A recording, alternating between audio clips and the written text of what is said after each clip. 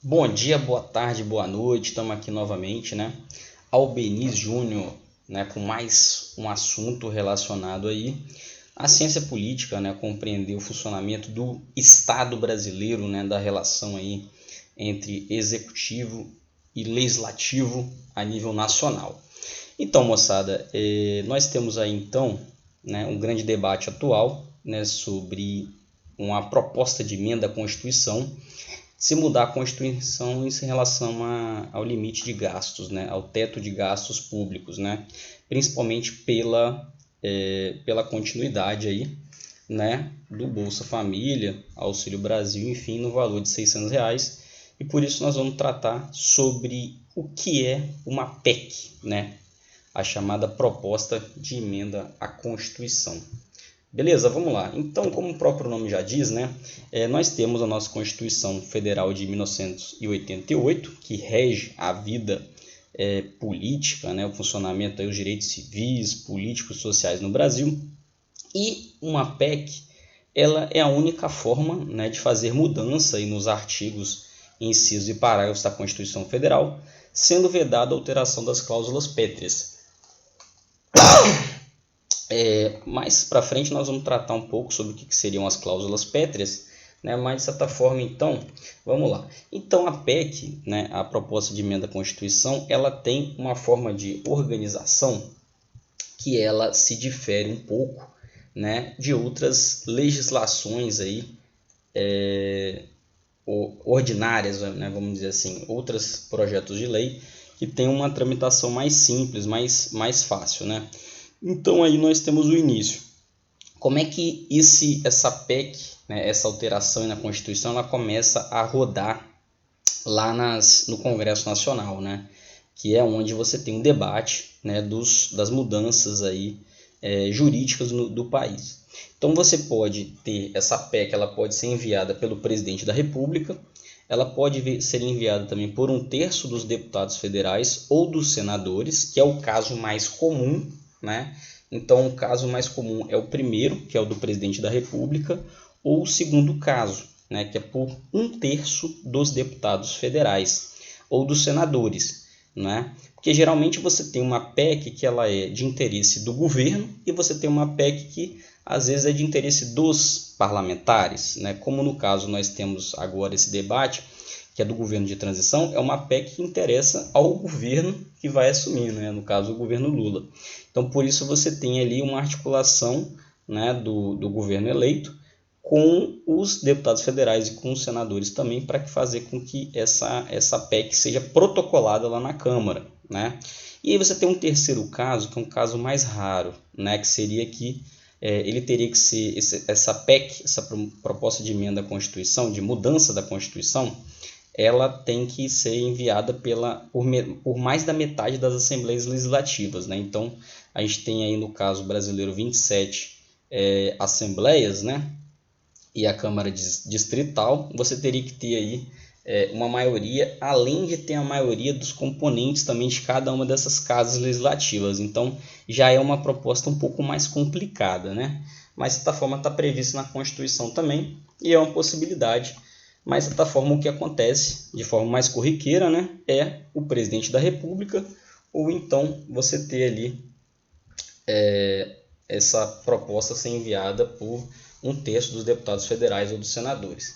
E aí como é que é após esse desenrolar, né? Então você tem aqui o início e aí depois do documento protocolado você vai ter uma tramitação em comissões, né? Começando pela Comissão de Constituição e Justiça, que ela vai analisar do ponto de vista jurídico, né, se aquela proposta de emenda à Constituição ela respeita de fato, não vai atentar contra uma cláusula pétrea, por exemplo, né?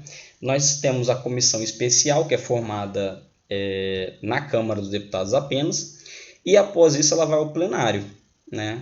No Senado, ela tem o mesmo trâmite também de CCJ e plenário, exceto a comissão especial, né? Então é uma comissão a menos onde você vai ser discutido, e nessas comissões, na CCJ, enfim, você pode ter emendas também à proposta original. Né? Então você pode ter o que? Uma possibilidade talvez de um acordo entre governo e oposição, entre oposição e governo, para que aquela proposta de emenda à Constituição ela seja de fato levada à frente com mais facilidade, já que ela vai precisar de uma quantidade de votos maior do que um outro projeto de lei, ou então ela vai ser arquivada, né, quando é um caso de uma PEC onde não vai ter, de certa forma, um consenso, né, entre os entes políticos ali do Congresso. E por fim, a gente vai para o plenário, né, que é quando de fato essa PEC ela vai ser votada lá no plenário. E no plenário da Câmara e do Senado também, ela vai exigir uma votação maior do que uma votação normal de projeto de lei. As votações de projeto de lei, elas têm lá 50% mais um, né, que é a maioria simples. Aqui na PEC, ela é uma maioria qualificada. Então, a maioria qualificada significa o quê? 3/5 na Câmara, né? Então, você precisa dos 513 deputados federais, você precisa de 308 votos, né, para ser aprovados. E no Senado também 3/5. Então, de 81 senadores, são necessários 49 votos dos senadores. E aí você também tem 2 turnos, ou seja, um deputado ele precisa votar 2 vezes naquela PEC. Então, como a Constituição Federal é o nosso bem jurídico mais precioso, teve-se essa preocupação lá em 88 em não deixar que mudanças constitucionais fossem tão fáceis de serem realizadas, né? Então, justamente esses 2 turnos servem até para a própria, talvez, população poder debater melhor com os parlamentares, né? Enfim, o parlamentar pode mudar de opinião de um turno para o outro, né? Então, esse é um caso que pode acontecer, beleza? E aí, uma grande questão que eu vou pular antes da promulgação, que é quando de fato o texto ele é alterado na Constituição, né? Que é quando é aprovada a PEC. Eu vou aqui, né? Porque a grande dúvida, beleza, Albeniz, mas e esse tempo todo, né? CCJ, comissão especial, plenário, de Câmara, de Senado, quanto tempo que demora isso, né?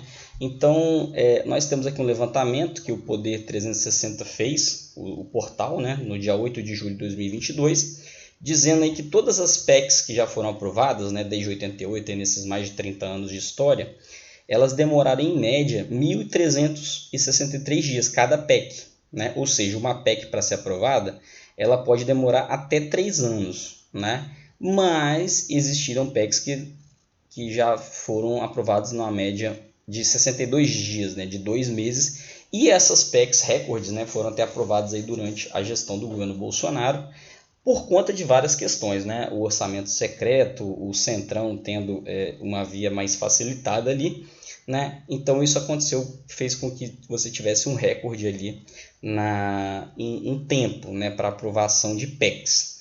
Isso não necessariamente é uma coisa boa, né? Porque também você tem todo o problema, né? De você ter uma mudança na Constituição e é algo que, de certa forma, tem, né, outras questões, como essa questão das negociações de orçamento, de emendas parlamentares, né? Enfim, então depois quando a PEC ela é aprovada, né, nesse determinado tempo aí, né, que ela pode variar entre de 3 a 5, 6 meses, né, não é algo tão simples assim. Então você tem ali a chamada promulgação, que é quando a PEC saiu do Congresso, da Câmara, e ela não foi alterada pelo Senado, o texto é promulgado em sessão no Congresso. Mas caso o texto tenha sido mudado, você tem que ter uma aprovação nova, né, pela Casa Legislativa, e o texto é promulgado em sessão no Congresso, né, com a presença do presidente da República, e entra então em vigor. E aí é interessante lembrar que a PEC não é necessária a autorização, né, a chamada sanção presidencial, mas para sua promulgação você tem esse protocolo, né, de ter a presença do presidente lá no Congresso, né? Então esse é um fator interessante, que a PEC, toda a sua tramitação, ela é feita, né, pelo Congresso Nacional, pela Câmara e pelo Senado, mesmo que a sua iniciativa tenha sido lá do presidente da República. Muito bem, galera, beleza? Espero ter esclarecido um pouco, né, sobre o funcionamento das propostas de emenda à Constituição, para que todos possam compreender melhor o funcionamento, né, do Estado e do sistema político brasileiro.